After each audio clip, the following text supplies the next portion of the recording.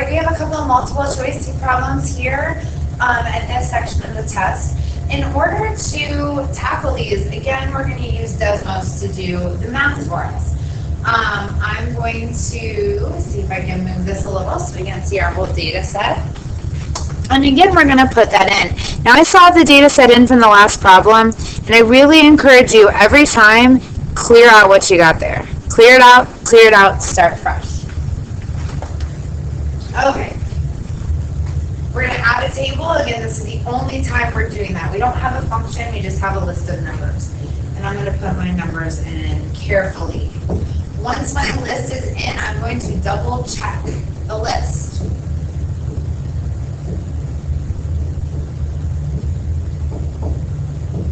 I'm going to make sure I have the right number of things. 1, 2, 3, 4, 5, 6, 7, 8. I should have 8. 1, 2, 3, 7, 8. I have 8. All right. What is the minimum of the data set? All right. Well, the minimum is my smallest number. The smallest number of my data set is 4. So here's my answer. Which number represents the 50th percentile? The 50th percentile you can get by 1 of 2 calculations. Quartile 2 or the median. I will show you both in Desmos since we already have our list in. So under functions, again, quartile, we have to refer to the list, tell it to look at x1, and tell it we want quartile 2. I just want to show you that you're going to get the same. If you put in median of x1, you're going to get that same value. It's 9. You're welcome to do that by hand, but please make sure you're getting the same answers. Because in the past, when we've done this unit, we've had students do these by hand and make lots and lots of mistakes. All right, the histogram below shows the scores for Mrs. Smith's first period class. If an 85 is the lowest score a student can receive to earn a B, how many students received at least a B? So we're looking for 85 and above. Over here, here's 85. So we're just looking for how many students got a B or better. So this first bar has 6 people in it. This other bar has 4 people in it. So I'm seeing 10 total. 6 plus 4 is 10. So that is 10. We have another multiple choice problem, number 7. The histogram below shows scores for the second period class. How many students in this class scored below a B if a B is 85 or above? So here again, instead of looking to the right, we're going to look to the left and add these people up. So I'm going to go left to right here. Here's my 1 person there, 1 person in each of these little bars. And the 69 to 76 bar, I have 3. And in the 77 to 84 bar, I have 6. So 6, 7, 8, 9, 10, 11, 12. We have 12 people in our second period class that earned below a B.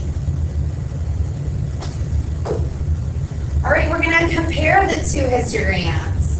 So if I'm looking at all of these, I'm seeing 69 or above. So we're looking for how many people got 69 or above.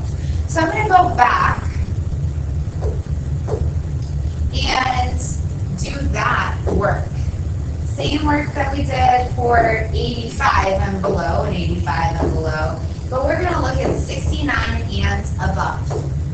So for first period, here's 69. There's that break. So that's 5 people in that bar, 7 people in the 77 to 84 bar, 6 in 85 to 92, and 4 in 93 to 100. So 5 and 7. So we have 12 here. between those two. And here we have 10. So total we have 22 that got a score of 69 or above. We need to do the same calculation over here. So here's where I'm going to start counting. I have 3. I have 6 more, so that's 9. 7 more, so that's 16. And 6 more, so that is 22.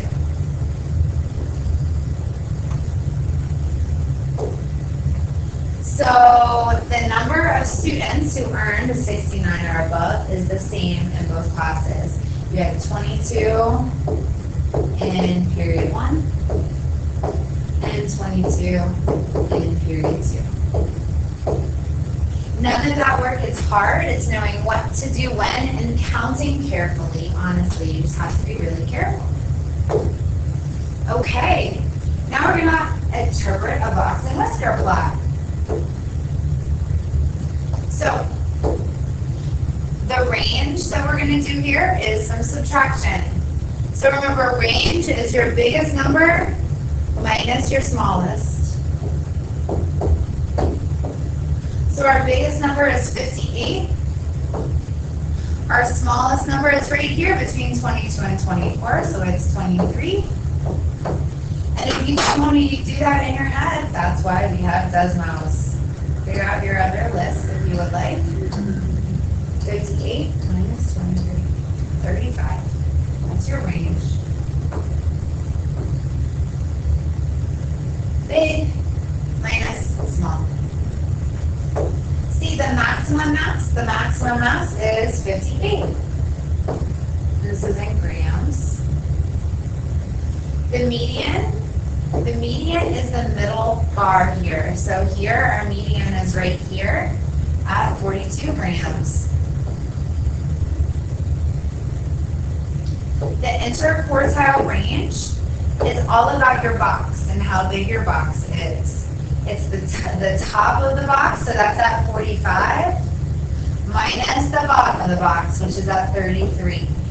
So we do 45 minus 33, which is 12 grams. The interquartile range, because you're going from the 25th percentile to the 75th percentile, that's the middle 50%. So if you say something about the 25th and 75th percentile, or that the middle 50th percent,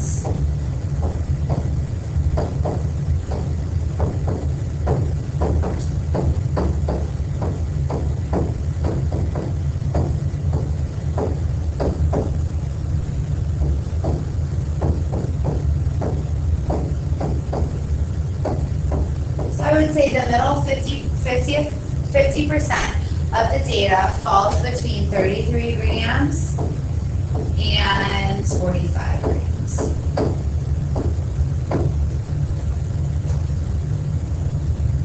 All right, that was number 9. We'll put number 10 and, oh, we're gonna have one more problem, so I'll go ahead and do that on this video as well. That way you can be done and do some extra practice. So, we have 2 box and whisker plots, so we compared histograms earlier, now we're comparing box and whisker plots. The box and whisker plots below compare homework time per night and TV time per night for the same group of sophomores. So it's a little fuzzy up here, but hopefully you can see it okay. What percent of sophomores watch at least 15 minutes of TV per night? So I think it's helpful before we get started just to put some percentiles on here for you. So we have our min for both at 0. Can't watch less than 0 TV or study less than 0. We have our max up here for TV time is at 225, and our max for homework time is at 190. So Q1 is going to be your 25th percent. That's that first line of your box. Q2 is going to be your 50%.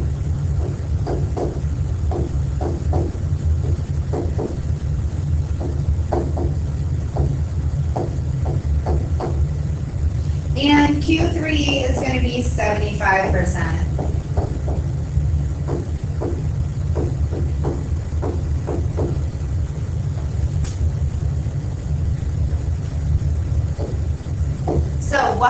of sophomores watch at least 15 minutes of TV per night.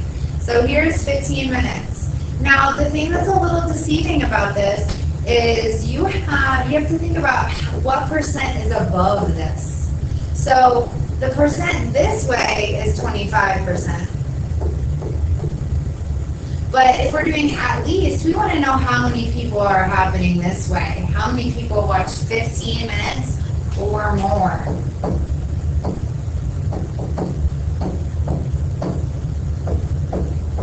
And that is all of this.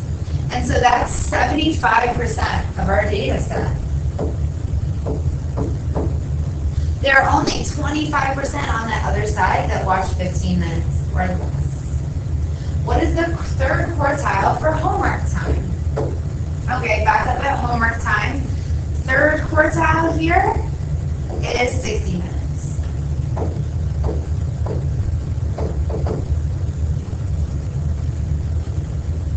All right, which has the larger median? So our medians, we are 50th percentile. So here for homework time it's 48, and for TV time it's 60. So which one is larger? TV time. And then for our last problem, which has the smaller first quartile value? First quartile for homework was 15. I'm sorry, for TV was 15. And first quartile for homework was 20. So we have a smaller first quartile value for TV. And if it helps you to write those values down here, I think that's what I did when I looked at TV time was 15 and homework time was 20. For your medians, homework time was 48 and TV time was 60.